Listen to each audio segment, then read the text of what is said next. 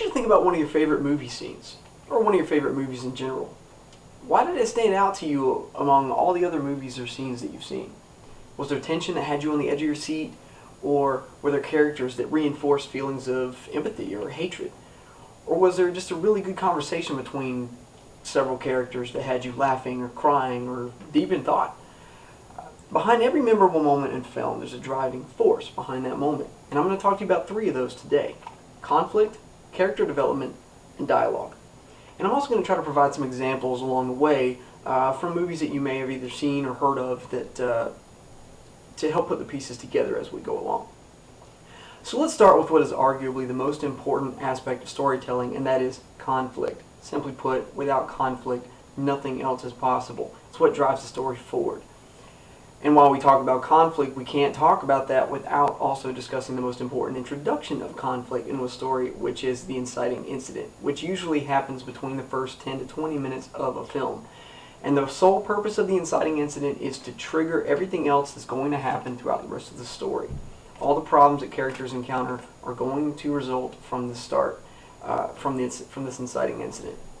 In his book Story, Robert McKee states that the inciting incident should be a fully developed, dynamic event, not something static or vague. It's very important to remember that the audience needs to know exactly what the problem is once the inciting incident has occurred. Another thing to remember about conflict is that it can manifest itself in many different ways and magnitudes.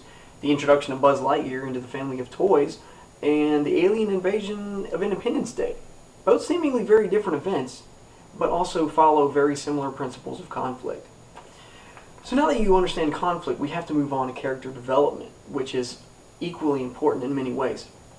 Without characters that you can get behind emotionally, you're not really going to stay interested in the film. In Screenwriting for Dummies, Laura Shellhart states that if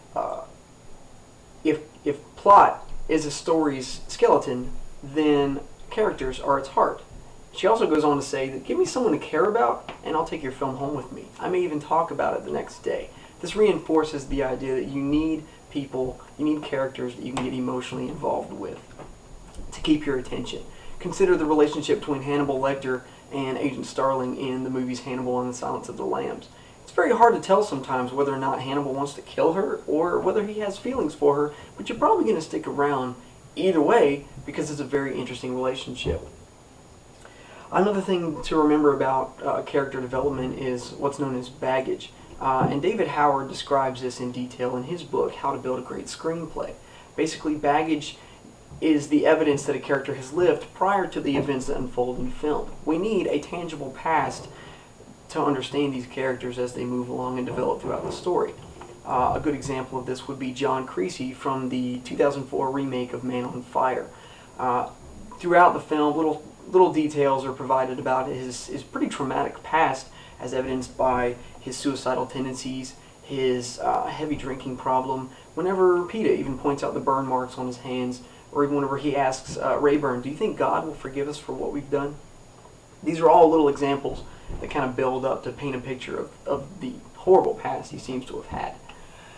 So now that you understand the character development, that you need strong characters to move your story forward, we have one last thing to cover. Characters can't drive a story forward if their interaction falls flat. And if their interaction falls flat, the story falls flat. And that's where dialogue comes in. Dialogue is a very important but often undervalued aspect of film. And one of the things that you need to remember about dialogue is it should never mirror real life, it should simply resemble it.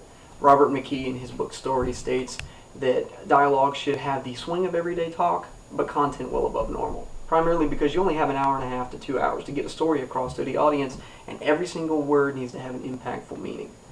The best examples of dialogue are the ones that also implement conflict as well as character development in the scene. One of my favorite examples of this is the introduction sequence of Pulp Fiction, where Honey Bunny and Pumpkin are sitting at a table in a diner chatting away over coffee. It isn't until a little bit later in the conversation that we realize they're discussing knocking off banks and liquor stores. And they're trying to get up the courage to rob the restaurant that they're in. The character development comes in where we actually get a feel for the past. They've done this before, but they're looking for a safer way to continue doing it. And then you also have the conflict being introduced with the waitresses coming by, filling up their cups of coffee, completely unaware of what's being discussed. And it isn't until Pumpkin pulls out the gun and puts it on top of the table that we realize this is about to actually happen. So as you can see, a lot goes into making memorable moments in film. We've covered conflict, character development, and dialogue. And I've also tried to provide some examples along the way to help you understand how they're used effectively. I think that understanding these three elements will help you appreciate the movie-going experience even more. And I do encourage you to try it out next time you watch a movie. Thank you.